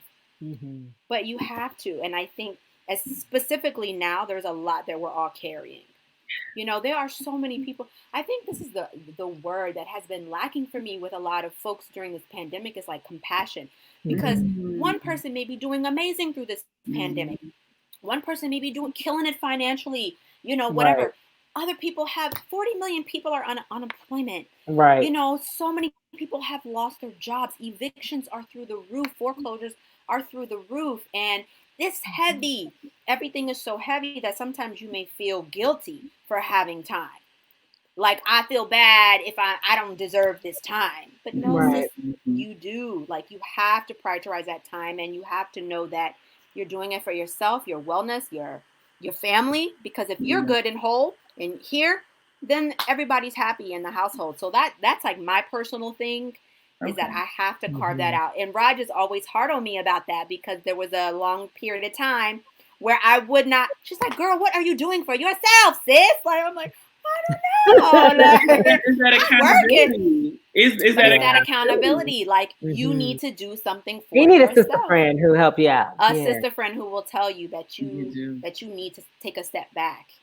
And sometimes everything is not about the money. Everything is not about. It's about how you are and how you're feeling. And if anything, right now this quarantine has taught me, girl, you know the art of what we do is like hustle, hustle, hustle. Get it here where I can get it. And the getting ain't been so good during this quarantine. So it's like, what other things are going to fuel me and make me happy? So let me focus on that. So reading more, my baths, being more in tune with my family, being more in tune with myself, looking at myself in the mirror like, okay, girl, you know, learning to love my body, learning to love myself, all these things that I'm challenging. And that's what Raj and I talk a lot about too, is just that self-love. And that's what you were saying earlier too, as we were talking about the John Gray situation. It was just like, what can I challenge myself in this time to, how can I challenge myself to continue to grow and be better and view myself as better? I realized that I was saying a lot of negative thoughts about myself out loud. I don't want to put that out to my children. I don't want them to hear that and see that. So for me, I have to take care of myself so that my children can see that and that they can take care of themselves. And now Lila has her little me time where she goes in her bathroom and puts her little bath bomb in and closes the door. And Miles can't come in. And I'm like, that's her time for herself. Y'all know Lila, listen. Got her makeup and her Lila will get you together, honey. She will get you together. Nah, that's real. And she will show them get Miles together. She will get Miles together. But I love that she has that as well. And her thing is, I just can't wait till you, me, and Auntie Raj can go to Paris. Like, that's her new thing. Like, you know, and we're going to be having massages and drinking champagne. I'm like, wait, sis. We're going to the Champs-Elysees. Yes, we are. And we're going to be eating macarons and, like, we're going to wear a little hat and be cute and do a photo shoot. But she's already, like, prioritizing her me time. And I love it. I love that I'm teaching my kid that. I'm not mad. Because the thing about it is, she knows it's possible. She knows it's attainable because of how you exposed her and how you normalized it for her. That is powerful, Monique, because there are not a whole bunch of young Black girls walking around talking about we having photo shoots in Paris. Okay. No, and that's all she talks about. Literally, she can't wait till she turns 21 so she can have wine and go to the spa. You know, lady things. My boo knows what she's talking about. I love it. Right. Listen, what's it called? Prosecco, mommy? Is it called Prosecco? I'm like, by Auntie Raj. Yeah, sure. And Prosecco better be with me, child, because I will be. Oh, honey, the first drink will be all of the aunties. Okay. All I know is if she rolls up. Oh Lord, Jesus, with me. You already know. That's all I'm saying. It'll be with you, sis. It'll be with you. It'll be with you. The herb will be with you. Oh man, that's hilarious. No, that's so hi, beautiful. Abby. I just want to say hi to Abby watching from Mississippi. Welcome to the sip.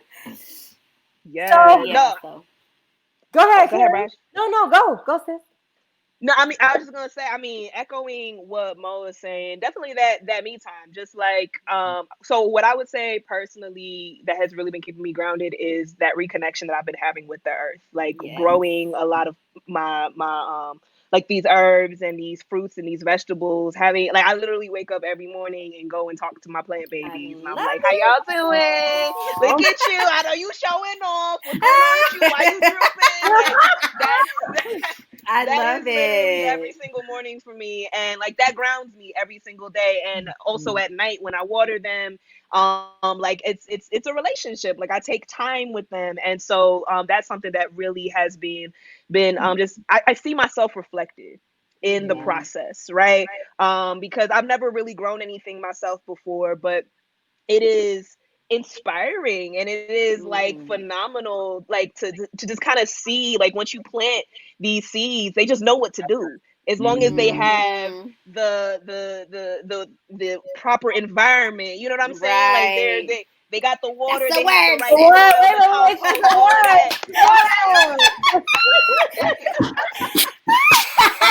I see myself reflected. And I'm just like, it teaches me about my internal power, like every single day. And when I second guess myself, when I'm feeling a little depressed or anxious, like I go back to my plant babies, and I'm just like, that's literally the mirror. Hey,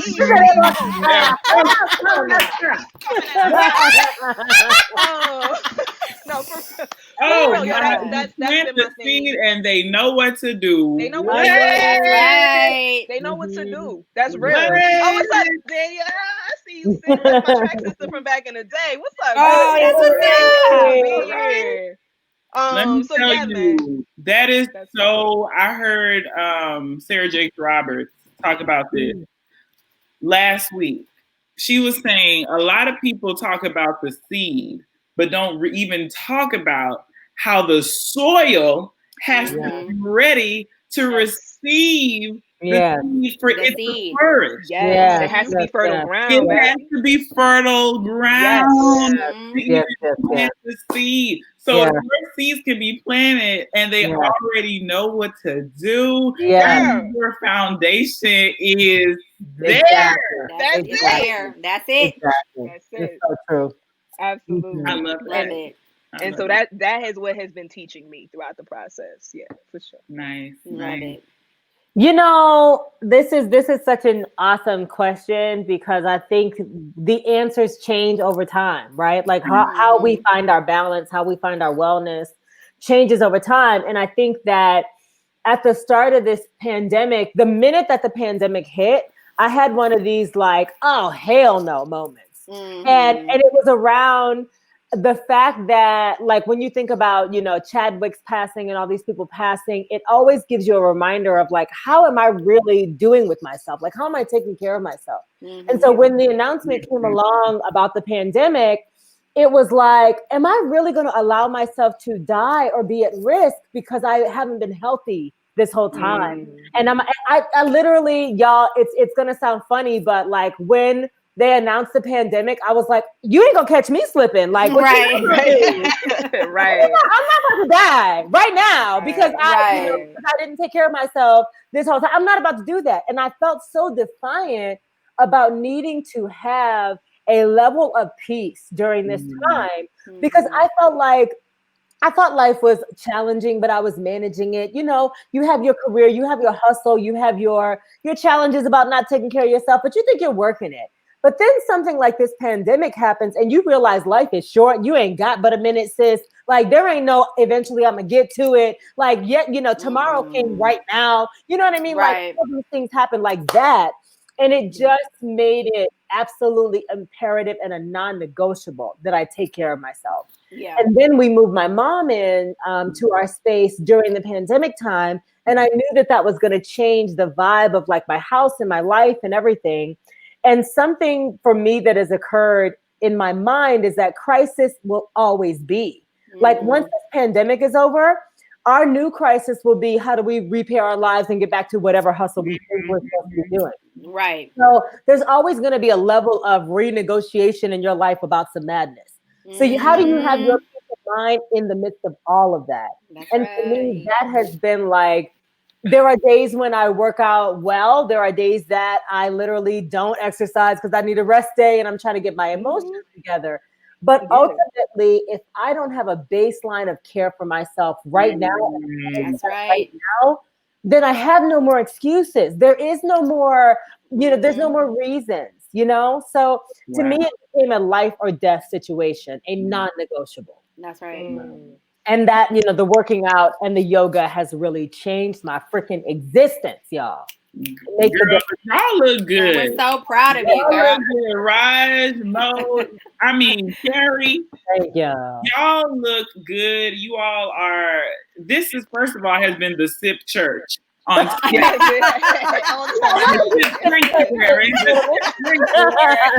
Hallelujah. But also, that is so. It is a life or death situation, and we're not just talking about like regulating your weight. We're talking about like life, like just being emotionally present and aware enough to know that your health matters. That's huge. So. And when you talk about transparent, having friends that are transparent, I think being a friend to yourself, being a friend to your body is so important. Right. As much as you show up for your sister girls, you got to show up for yourself. And also, like, being transparently honest about, have you been doing that or not, sis? Like, have that's you right. or not? And why not? And then what will you do to do better? Exactly. Right. The why not, and tackling that. Like, what is preventing it? And let's really hone in there. You're absolutely right. Mm-hmm. Yeah. So all good things. Well, we thank y'all so much. Well, I have one more thing I want to talk to Chelsey about, because Chelsey just released an album, so we cannot leave without discussing Miss Thanks EP Re-Envisioned. Sis, let me just say, she hit us with the Beyonce, y'all. She was like, I'm gonna drop this on this day. I ain't gonna tell nobody. I woke up on a Monday morning and I was scrolling. I was like, oh snap, my sister released her album. I went straight to buy it. Okay. Yes, ma'am. Thank you. Straight to purchase. Put my earbuds in. And from the moment you started playing, sis, like, all 4 songs are beautiful. Yeah. I love it. She does a cover of Fly Me to the Moon with the incredible Sean Jones. Oh, I love Sean Jones. Yes. And it is, I was like, fly me to the moon, baby, won't you fly? I was like, hey! Ma'am, it is a whole vibe. It is so beautiful. You're singing, you're playing, everything. The band is killing. Please talk to us about your album. Like, what inspired the name Re-Envisioned? How did you choose the songs? What's your favorite song? And I know it's an EP, so it's a smaller project. What made you decide to do a smaller project? It was the songs that were ready. Amen. And I was tired of holding the project. I'm like, man, let's just put what's ready out and let's live life. Like, let's just have it out in there. Right. And I titled it Re-Envisioned because everybody was talking about 2020 vision. Like, come on, website, Papa. But everyone. So it was 2 things. Everyone was talking about 2020 vision, like 2020 gonna be my year, and I claim this. We all had to sit down and re-envision how life was gonna happen moving forward, and then also it was just how I feel like I felt about myself and my music and what's happening with it. Like, I have changed physically and mentally. My life has changed a lot, and it's forced me to reevaluate things, right? Like, when you're in a very long-term relationship that is no longer, and you live life with this person for like nearly a decade and they're no longer part of your life, it really is just like a game changer for you in a lot of different ways. So it's like, okay, you have to think about life differently and move forward. And it's been very powerful for me to say it is okay for things to be different and move forward, knowing that God makes intentional paths for you. So if it was not meant to be, it was not meant to be. And I'm so grateful for the new prospects he's putting in my life about life, period. Like, not just music, not just that. So the whole EP is a love album. It's love.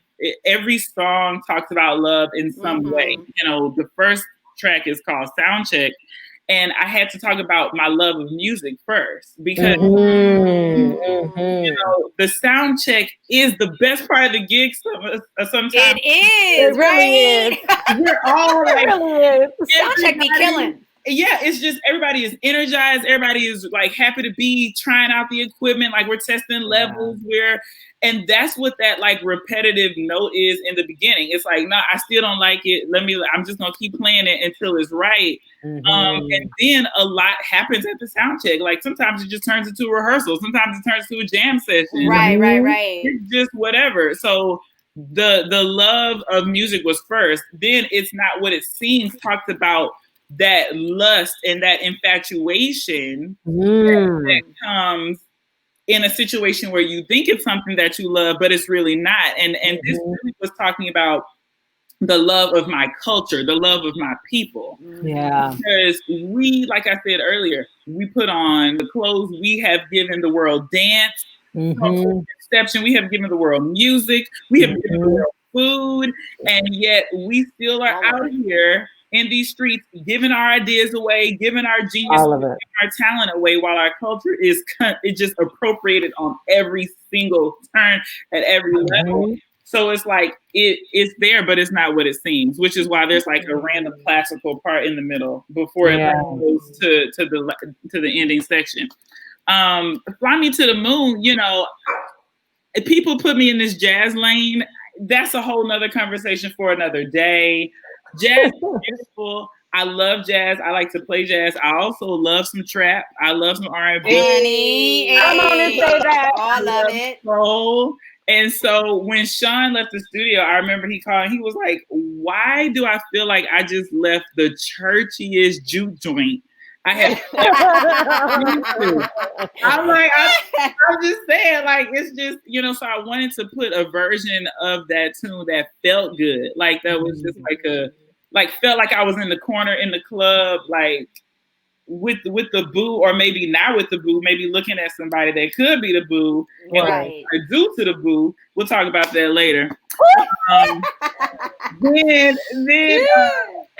then Time, you know, talks about when love doesn't work. When I love that song. And people are always like, "Ooh, Chelsey, girl, who cheated on you?" Da-da-da. I'm like, y'all be so literal with these stories, right? You know, I really, to me, the cheating message is when we cheat on ourselves. That's the biggest offense, is when we commit adultery to our own ideas and our own commitment to ourselves because of someone else. Yes. Because of what we're trying to put on for somebody else, something that we will never, ever be, because we are our own self. So that was Re-Envision, Crew. Well, that is phenomenal, girl. It is beautiful. Thank you. So y'all better check it out. Please do. Go stream it, go listen, go add it to a playlist. Oh, thank you. Yes. Y'all better be ready with the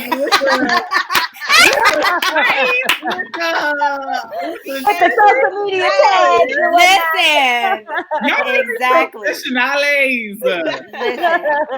Y'all are so everybody. great. Oh, thank you. Thank you so much for being here and just dropping these gems, sis. Yeah. Dropping these gems. Of course. I know everybody is blessed. For all these years. Like, of course. We just were at the Grammys together with Lizzo in January 6th. Y'all, the whole world saw Mo right there on top of Lizzo's head. Just right there. Go for the world to see, baby. Come on here. Blowing. Listen, God knew I needed that wave to ride me out for the rest of 2020. Okay, girl. Yes. I'm so grateful he gave us that, because absolutely, absolutely, it's been something. But okay, there's an announcement. I know we have to get to an announcement before. Oh no. Yeah, but I wanted to take this time, y'all. And first of all, Chelsey, thank you so much for coming on this show, because our goal ultimately on this show is to highlight not only just our friends, people that we admire, but sisters in power who are doing some phenomenal stuff. And I just congratulate you on everything that you've done. I wish you all the best, sis. And I hope that y'all do go out and check out this woman's new album, Re-Envision. The fact that artists are putting out music during this time is a labor of love. And it is something that we need y'all to support. So don't just like it and click on it, honey. Buy the CD. Buy it. The CD. Okay? Thank you. Yes. You pay for HBO streaming or Netflix or whatever it is you're paying for. You can buy a CD. You sure can. And it's going to bless your life. And also check out her other projects, The Green Room. Monique is such a beautiful room. Listen, I just played last week. I did People Make the World Go Round, and I was like, because I know you did that on your album too, and I did some of the strings in the back with Chelsey on that. But and then a song on her album, The Green Room, 1 a.m., which is a nice little type of song. Yeah. But I was so honored to be on your album. Listen, I want to do an album where like all of my violinist friends, like we each do a song together, and I want to put that joint out. I want to do a collaboration album. Make it happen. With like 4 or 5 songs. Very easily. That can happen. Absolutely. Yeah. But thank you so much. So Raj, yes. So I have a big announcement, y'all, and I wanted to save this to the end. One, because it's something that was just put out that Carrie is in that you guys will be able to see, but it actually is a project that features all of us. Those of you who follow the incredible photographer, Ryan Landell, he's not just a photographer, he's a visual storyteller and an artist. And he has been, over his career, he's also a videographer. Over his career, he has been having these really amazing conversations with people just as he does photo shoots. And he decided to do a project that speaks to the Black shared experience, unique perspectives of a shared experience. So Ryan Landell has issued a new project and it's called The Human Story. And it's a collection of conversations that he's had with different people. He's done an interview with myself. He's done an interview with Monique. He's done an interview that he released recently with Joy Ross, who is an incredible administrator, educator, and just a beautiful Black woman. And her partner Art, and also he released a new interview with Amanda San, a young Black man who had some great perspectives on his life and his parents and how he sees himself in the older and younger generation. And the latest video that he just released features Carrie Joy. And so I had to put this out because I want y'all to know, can y'all pull up his IG? Yeah, I want y'all to see his whole account and his videos. Each of these snippets on IG actually lead to longer interviews on YouTube. So please, y'all, there are Black folk out here creating powerful work and projects that speak to our experience. Ryan Landell is definitely one of them. We should probably, either have him on the SIP or figure out how we talk to him on the SIP. Absolutely. He could be a brother in power. Exactly. But y'all, I mean, the stories are so incredible. They're so powerful. And 9 times out of 10, when we're looking for, when we're mad at media for not telling our stories, there are actually people in our community who are telling our stories. So much respect to the incredible artist and videographer, Ryan Landell. I'm not just saying that because he's my boo. He has changed a lot of our careers with the work that he has done. Absolutely. So, please, if you do anything else, we're going to share this also on the SIP if you guys don't mind. Check out Human Story. It's a dope new project and the world needs to hear about it. Absolutely. And please share it everywhere, y'all. So much love and respect to my boo, Ryan Landell. That looks so beautiful. Oh my goodness. Like just the coloring is just so striking. He's dope. He's so dope. Ryan is the best. Yeah. He played me a clip that he did with you, Nick, and it's so good. You're talking about your experience as a musician and how you see yourself. And y'all, it's just when you're looking for people who share experiences from our perspective, this is what we want. And even just like Chelsey, who is making this music that speaks to our community and the things that we need, our heart and our spirit, like support those folks, y'all. Show up. So, okay, I'm done. That's it. Absolutely. No, I love it. Shout out. I love it. Ryan Landell, homie. His birthday just passed the other day. Yes, happy birthday, Ryan. So good, for real. Hey. Well, thank y'all so much for watching. As we always say each week, we salute you, Chelsey Green, our sister in power. Thank you so much for being here. Thank you so much for being here. Everybody, please go share. Buy her music, support her, see what she's up to. Go follow her on Instagram at Chelsey Green. Actually, her handle on Instagram is at Green Violinist. But you can Google her, Chelsey Green, and the Green Project. You can see what she's doing next, and hopefully, as the pandemic lightens up, one day you'll be able to see her perform in person. Yes. See both of y'all. You know what I'm saying? Listen, absolutely. Absolutely. But thank y'all so much. Yes. And I was send us out, Carrie. We'll see y'all again next week, same time, same place. Follow us at the Sip _podcast on Instagram. Our website is thesippodcast.com. And next week we're going to have 4 phenomenal young women right here in Denver that have their own podcast, and they're trying to reclaim some curriculum in their schools right now for Black and brown students. So we're going to talk about that. All right. Yes. And y'all share this video. Share it with your friends. Tell everybody. That's right. Get the word out about the Sip. Exactly. Word. Love and peace, y'all. Bye.